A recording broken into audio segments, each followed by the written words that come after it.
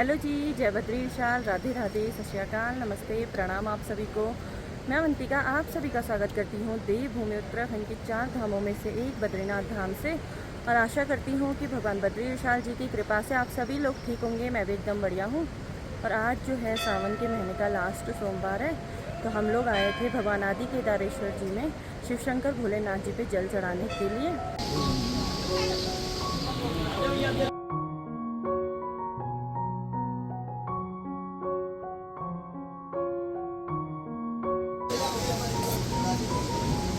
तो हम लोगों ने भगवान श्री आदि केदारेश्वर जी के दर्शन कर लिए हैं। और शिव शंकर भोलेनाथ जी के मंदिर में ना परिक्रमा पूरी नहीं होती है, आधी परिक्रमा होती है। बाकी भाई किसी भगवान जी की डोली भी आ रही है। और साथ ही में हमें अभी भगवान बद्री विशाल जी के दर्शन भी करने हैं।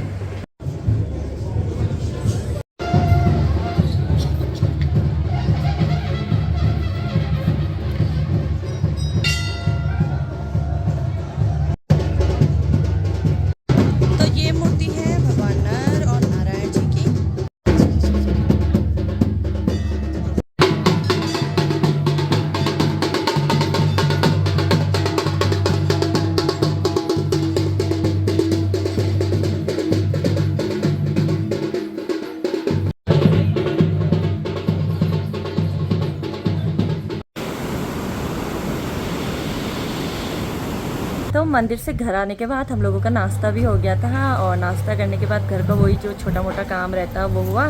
बाकी मम्मी और सुबह अभी जोशीमठ जा रखे हैं, तो सारा काम करने के बाद मैं, फूफू और दादी जी जो है हम लोग बैठ गए धूप पे, क्योंकि काफ़ी टाइम बाद धूप आई है। और अभी ना हम लोगों की पुरानी बातें चल रही, मतलब मैं तो इन दोनों की बातें सुन रही हूँ। तो क्या बता रही फूफू जी? पहले हम हाँ 60 रुपए दर्जन, हाँ फिर 60 रुपए थे बॉडी स्वेटर, स्वेटर 60 रुपए, हाँ स्वेटर जो हम पहनते हैं, स्वेटर साड़ी 60 रुपए। और अब तो क्या बोलना, अब तो क्या बोलना, अब तो सीधा 1015। लेकिन हाँ। फूफू लोग बता रहे 120 रुपए हुए गया चूड़ी। हाँ, अब हमारे यहाँ ना 120 रुपए दर्जन चूड़ी मिल रही। मतलब यहाँ जो आते हैं चूड़ी वाले भैया वो 120 रुपए दर्जन दे रहे। बाकी दादी और जो फूफू है, दादी ने भी ना दादी 60 रुपए की स्वेटर, इतनी सस्ती 20 रुपए 10 रुपए दर्जन चूड़ी, 12 रुपए की जूता प्लास्टिक का, 8 रुपए का भाई, सच बोल। तो 12 रुपए के 8 रुपए के। क्या करना हाँ, तब दादी बोल रही है कि सामान तो क्या दादी महंगा हो गया, जो मतलब लाणो लगानो, मतलब जो हम कपड़े पहनते हैं। और खाना पीना भी हमारा ठीक है ना दादी? ठीक है। और मैं, चाची जी, हम लोग सभी जा रहे हैं धरना में। जो बद्रीनाथ में मास्टर प्लान का काम हो रहा है उसको रोकने के लिए धरना किया जा रहा है। और अभी तो मुझे भी नहीं पता कि किस चीज़ के लिए हो रहा, क्लियर मतलब ज़्यादा मुझे भी नहीं पता है, क्योंकि काम तो 2-3 साल पहले से शुरू हो गया है। तो अब काम तो ऐसे रुकेगा नहीं, मुझे नहीं लगता है। तो वहीं जाके पता चलेगा कि किन किन मुद्दों को लेके धरना किया जा रहा है। और आज जो है सुबह से ही प्यारी धूप लगी हुई है। बाकी भाई आज का मौसम देखो, इतना प्यारा और रखा, इतनी प्यारी सी धूप लगी हुई है। और यहाँ पे चाची और फूफू जी भी आ गए हैं। चले, अब बड़ी माँ नहीं आ रही, बड़ी माँ नहीं आ रही कि भाई अभी हम लोग ना जो गोल बिल्डिंग है यानी कि प्लाजा पे पहुँच चुके हैं। और मैं तो आ रही हूँ, साथ ही में फूफू जी लोग, मतलब जो बुजुर्ग है। फूफू तो देखो आराम से चल रही, आ ही नहीं पा रही है बूढ़ी। तो बाकी भाई हम लोग जो है धरना प्रदर्शन पे पहुंच चुके हैं। और यहाँ पे काफ़ी भीड़ हो रखी है आज, और सब लोग धरने में बैठ रखे हैं। तो मतलब धरने में पहुंच चुकी थी। और नन्नू भी आ रखा ना, नन्नू थोड़ा जिंदाबाद जिंदाबाद कर दे। जिंदाबाद हाँ, काफी लोग आ रखे हैं, काफी भीड़ हो रखी है धरना प्रदर्शन में।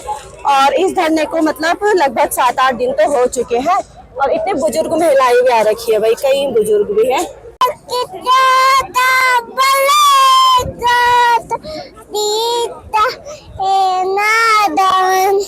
और वो वाला भी कर दे, हनुमान। अच्छा कौन सा डांस करते वाला कर थोड़ा।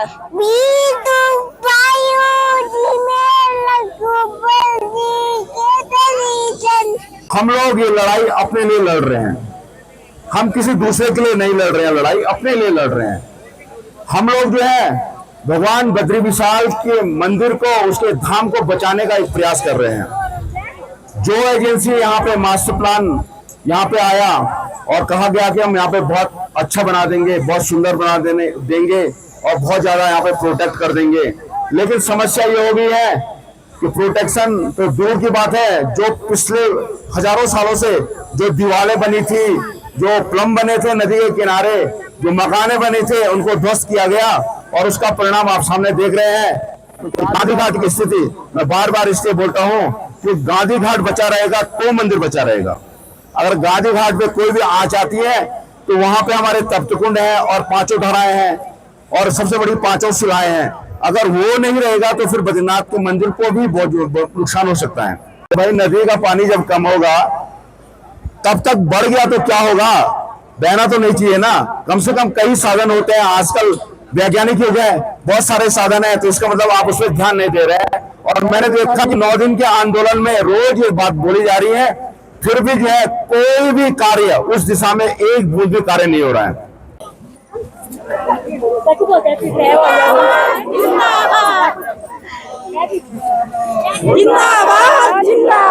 होश में आओ, स्थानीय विधायक होश में आओ, प्राधिकरण मुर्दाबाद, मास्टर प्लान मुर्दाबाद। संघर्ष समिति यहाँ पर उपस्थित युवा शक्ति, मातृ शक्ति, व्यापारी समाज, पुरोहित समाज, आप सभी का बहुत बहुत धन्यवाद और मेरा आपको नमन कि आप एक साथ मिलकर इस अपने हक की लड़ाई के लिए या अपने हक की लड़ाई के लिए और अपने अस्तित्व को बचाने के लिए आज एक साथ मिलकर आगे आए हैं। तो मैं आप सभी का बहुत बहुत धन्यवाद देना चाहूंगा। कमेंट्स आ रहे हैं, काफी सारे लोगों के मत आ रहे हैं कि पहले आप लोग कहाँ सोए हुए थे या फिर आप लोगों ने पहले क्यों आवाज नहीं उठाई। तो हमारे माननीय मुख्यमंत्री जी बात करते हैं वर्ल्ड क्लास डेवलपमेंट की, तो हमें इसी प्रकार का कुछ वर्ल्ड क्लास डेवलपमेंट का सपना दिखाया गया, जिसमें हमारे रोजगार को लेके या फिर हमारे बद्रीनाथ धाम के ब्यूटिफिकेशन को लेके या फिर बात करें व्यापारी समाज, व्यापारी वर्ग के, तो हमें इस प्रकार के कुछ सपने दिखाए गए, लेकिन बिल्कुल उसके विपरीत हुआ, क्योंकि डेवलपमेंट हर कोई चाहता है और हम लोग इसके पक्ष में इसीलिए थे। हमें अनेकों प्रकार के सपने दिखाए गए, लेकिन बिल्कुल उसके उल्टा हुआ। यहाँ पर मास्टर प्लान जब से चालू हुआ है, हमारे जो घाट हैं, हमारे जो शिलाएं हैं, हमारी जो पौराणिक शिलाएं हैं, हमारे जो तप्त कुंड है और जो हमारी पंचधाराएं हैं, उनमें से कुछ ध्वस्त हो चुकी है और कुछ विलुप्तता के कगार पे है। तो और एक तरफ हमारे माननीय मुख्यमंत्री जी बात करते हैं मास्टर प्लान, जब से बड़े बड़े न्यूज इंटरव्यूज में या फिर पॉडकास्टों में या फिर सोशल मीडिया के माध्यम से प्रचार करते हैं, सेल्फ एम्प्लॉयमेंट को प्रचार करते हैं, स्वरोजगार को प्रचार करते हैं, क्योंकि प्रदेश और देश में पहले से ही रोजगार की कमी है, सरकारी नौकरियों की कमी है।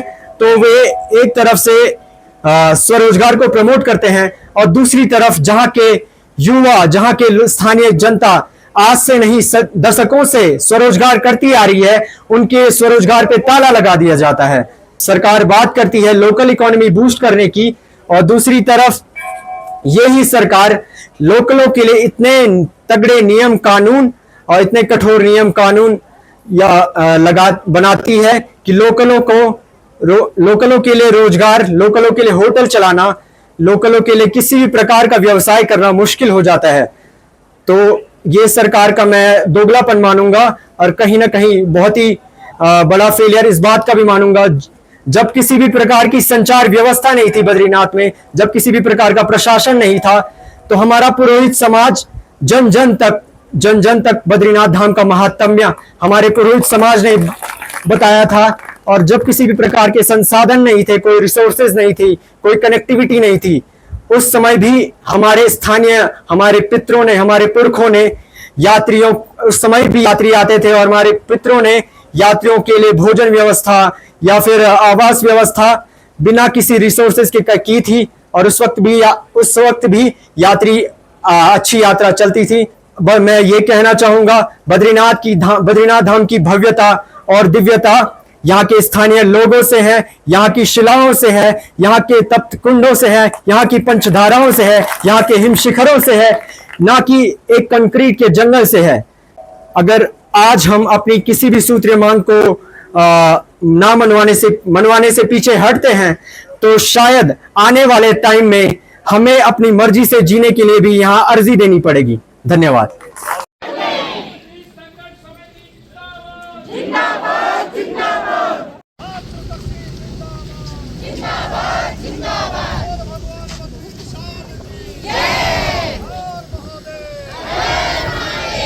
बाकी भाई आज का जो धरना प्रदर्शन था वो हो गया है समाप्त, क्योंकि दिन के 12 बज चुके हैं और सब लोगों को घर जाके खाना भी बनाना है।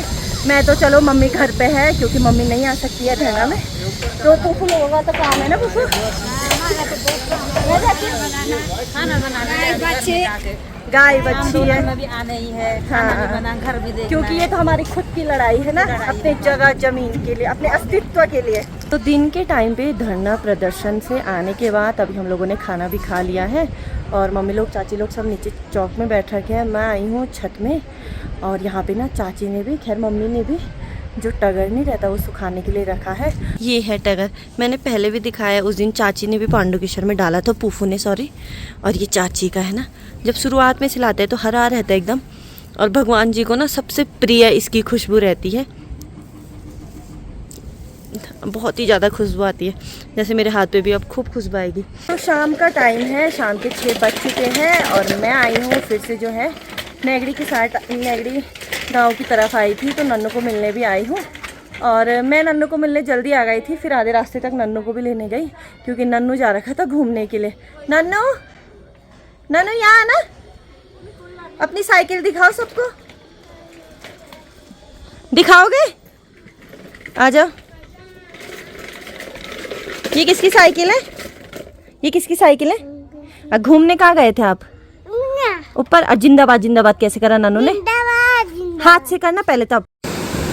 और अभी मैं ना दूध देने जा रही हूँ मंदिर के पास में, और ऋषि गंगा नदी का जो झरना है, देखो कितना ज़्यादा पानी आ रहा है झरने में। तो रोजाना की तरह मैं मंदिर के पास में ना अभी दूध देने के लिए आई थी, और आज जो है 12 तारीख है, तो 12 तारीख से 14 अगस्त तक बद्रीनाथ धाम की और हेमकुंड साहिब की जो यात्रा है उस पर रोक लगा दी गई है, क्योंकि रेड अलर्ट जारी किया गया है। तो ये यात्रा बंद है, तो मंदिर में भीड़ भाड़ भी बिल्कुल भी है नहीं। जो यात्री यहीं होंगे वही लोग भगवान जी के दर्शन करने के लिए आ रखे हैं। बाकी नीचे से अभी इस साइड जो है यात्रियों को आने में रोका जा रहा है। तो आप लोग 14 अगस्त तक बद्रीनाथ धाम नहीं आ सकते हो, और 15 अगस्त से फिर से जो है यात्रा शुरू हो जाएगी। तो यहाँ पे जो है पंचधारा में से एक धारा यहाँ पे है प्रहलाद धारा, और ये रास्ता ना पहले ऐसा बिल्कुल भी नहीं हुआ करता था। जब से ये काम शुरू हुआ है, मतलब आज से लगभग 4-5 साल पहले की बात है। महाराज जी प्रणाम। तो आज से जो है 4-5 साल पहले की बात है। बहुत ही अच्छा मार्केट हुआ करता था, और हमारे गांव के सभी लोगों का बोलना ये है कि अगर अभी इस साइड कुछ काम करना था नहीं तो ये तोड़फोड़ क्यों करी गई। लोगों का बिजनेस छिना हुआ है 4-5 साल से, सब लोग बेरोजगार हुए पड़े हैं। और जो हमारी पंचधाराओं का जो महत्व है, यहाँ पे अभी कौन ही दर्शन करने के लिए आता होगा, क्योंकि किसी को पता ही नहीं है कि प्रहलाद धारा और यहीं सामने पे जो है कूर्म धारा, ये पंचधाराओं में से एक है। तो मंदिर से घर आने के बाद अभी हम लोगों ने खाना भी खा लिया है, और आज का जो ब्लॉग था यही था कि बद्रीनाथ में जो मास्टर प्लान हो रहा है उसके विरोध ही बोलूँगी। पहले तो हमारा गांव वाले, जैसे कि बामड़ी गांव में जो भी लोग आते हैं, या फिर माणा वाले हो गए, या फिर लामबगढ़ वाले, सब लोगों ने ना मास्टर प्लान का पूरा सपोर्ट करा था, क्योंकि सभी लोग चाहते थे कि बद्रीनाथ का विकास हो। बाकी अभी मैं मंदिर के पास में जैसे जा रखी थी, तो ब्रह्म कपाल तक ना पूरा नदी का पानी आ रखा है। ब्रह्म कपाल में जो लोग रहते हैं उनको कितना ज्यादा खतरा है, क्योंकि वो लोग कैसे ही रहेंगे जब पूरा नदी का पानी पूरा ब्रह्म कपाल तक आ रहा है, तो कितना मुश्किल है रहना। तो जो भी मतलब श्रद्धालु भक्त यहाँ दर्शन करने के लिए आते हैं, तो वो श्रद्धा भक्ति से आते हैं, वो भी केवल भगवान जी के दर्शन करने के लिए, और यहाँ की जो भी प्राकृतिक खूबसूरती है उसे देखने के लिए आते हैं। खैर हम भी मानते हैं कि विकास हो रहा है, विकास होना भी जरूरी है, समय के साथ चलना जरूरी है।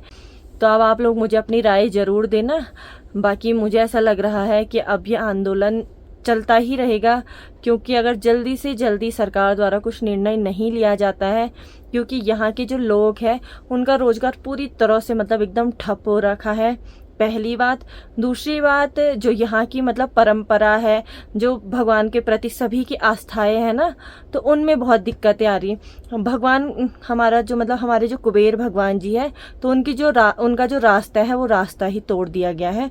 वो कुबेर गली जो गली थी वो गली ही नहीं है। भगवान जी बस उसी रास्ते आते थे और उसी रास्ते जाते थे, तो वो रास्ता भी तोड़ दिया गया है। और उस रास्ते को ना मतलब आज से 2-3 साल पहले ही तोड़ दिया था, तो अभी तक वो रास्ता भी नहीं बना है। तो आप लोग मुझे ज़रूर अपनी राय देना, और अब मैं आपसे एक नए ब्लॉग में मिलती हूँ। तब तक के लिए जय बद्री विशाल, जय श्री राम, बाय।